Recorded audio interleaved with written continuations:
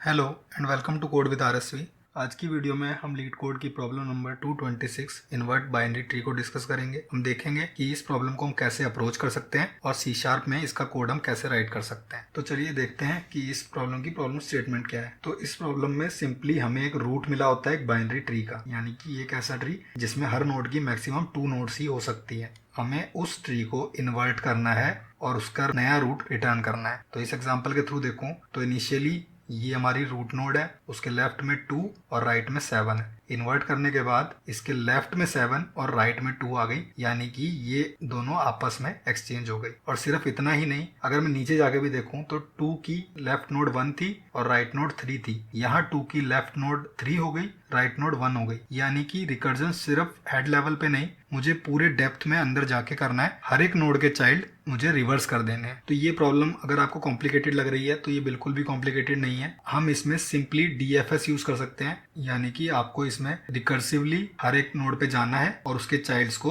आपस में रिवर्स कर देना है। तो ये डीएफएस की एक बहुत ही बेसिक प्रॉब्लम है और रिकर्जन का यूज करके हम इसको बहुत सिंपली सॉल्व भी कर सकते हैं। तो चलिए इसका कोड एक बार राइट करके देखते हैं कि हम इसको सी शार्प में कैसे सॉल्व करेंगे। तो सिंपली मुझे यहाँ पे चेक कर लेना है कि if root not equal to null, तो मैं ये ऑपरेशन करूंगा। अगर रूट नल है यानी कि कोई नोड पे हूं मैं, तो मुझे ये सारा ऑपरेशन करने की जरूरत नहीं है क्योंकि उसके कोई चाइल्ड ही नहीं होंगे। तो ये ऑपरेशन मुझे तब तक ही करना है जब तक मेरे पास एक्चुअल नोड है, क्योंकि मैं रिकर्सिवली यूज कर रहा हूँ। इसमें केसेस आएंगे जब मैं एक लीफ नोड के बेसिकली चाइल्ड पे जाऊंगा तो मुझे नल मिलेगा। उस पॉइंट पे मैं अगर root not equal to null ना लगाऊं तो यहाँ एक्सेप्शन आ जाएगी। तो मैं इसके अंदर सारे अपने चेंजेस करूंगा।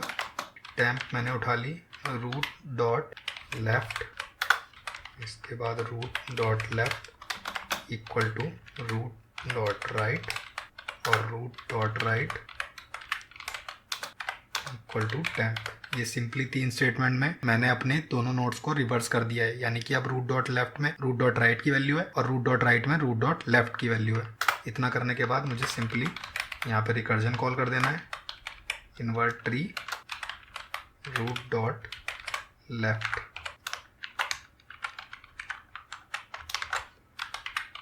और रूट डॉट राइट।